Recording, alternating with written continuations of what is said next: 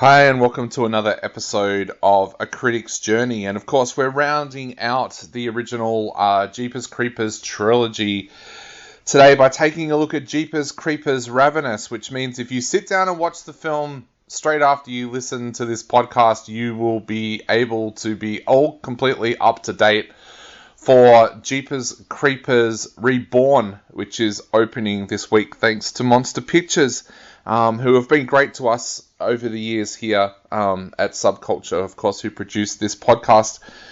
So today we're looking at Jeepers Creepers Ravenous. Now, if you've listened to my last two episodes, you will hear me have talked about how creative the Jeepers Creepers franchise has been. The first film was indie filmmaking style, almost road trip movie with horror fused into it. Number two was, again, an indie kind of feel, but more so the feel of a film like The Faculty or Disturbing Behavior, or that kind of teenage high school horror. Jeepers Creepers Ravenous is a film that I, last night, was at a film premiere with my co-host of the Popcorn Conspiracy, Kyle. And he asked me what it was like because he hadn't seen number three. And to be honest, I hadn't seen it either. I sat down to watch it for the first time this week. And I said to him, it's a film where you want to say that the reason it's not good is because it has a different director and a writer, except it doesn't. Victor Salva returns with this film.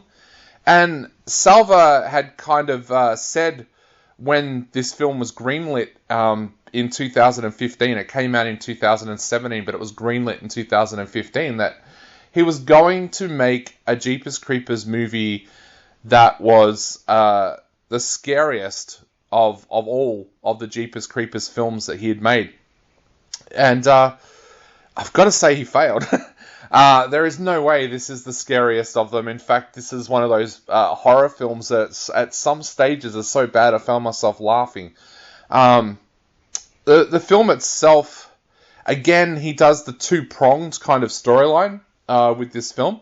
Actually, I'll go further than that. He makes it a three-pronged story, which I think is part of where it falls apart. First of all, you've got a storyline revolving around Sheriff Dan Tashtego, played by Stan Shaw, who is adamant that he is going to kill the Creeper. He has had dealings with him before, and now has kind of put together this absolute army of cops and people that have been hurt by the Creeper over the years, and he's hell-bent on bringing them down. At the same time, you have another story revolving around Addison Brandon, played by Gabrielle Haig,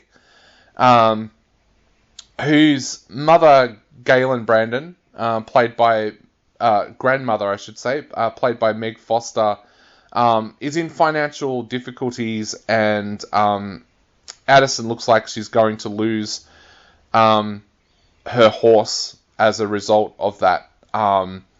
So she is felt sorry for by the local, the owner of the local feed store's son, Buddy, played by Chester Rushing, and he decides that he's going to do all he can, basically, to help her.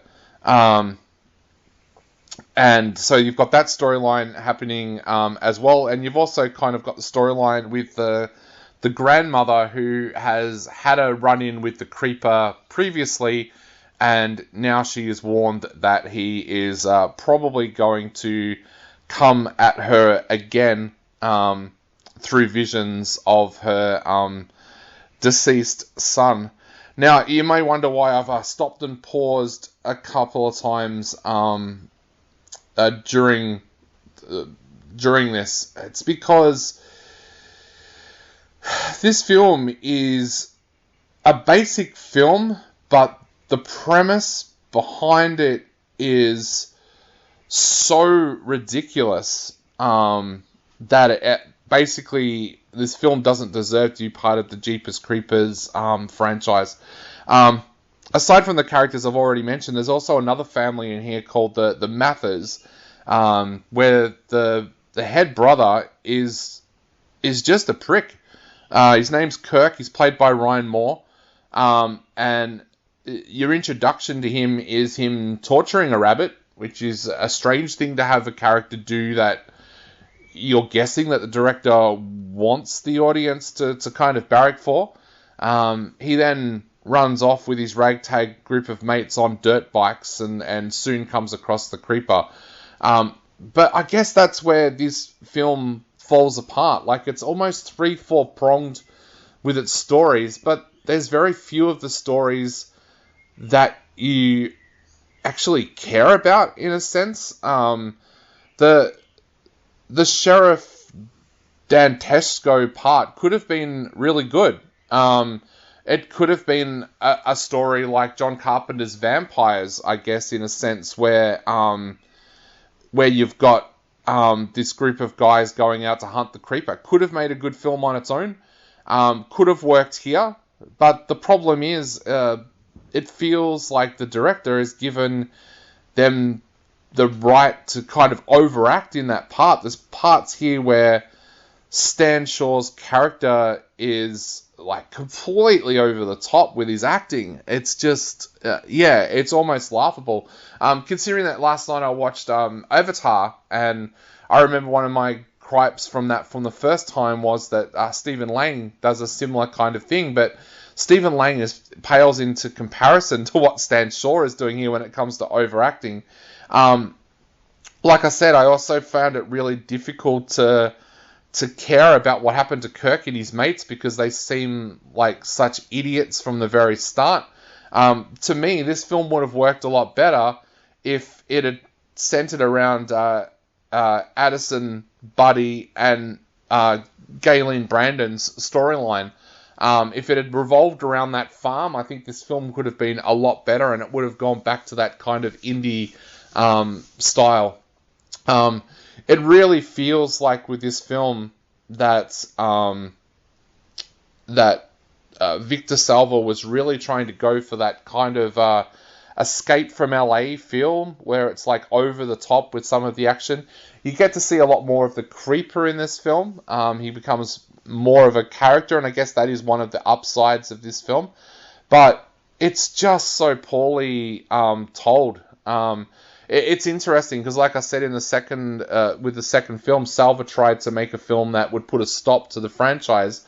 So here he almost has to go back and set it between the first two, which does work. I'll give him credit for that. That does work, and it kind of some of the characters revolve around what happened at the police station in number one, which does work.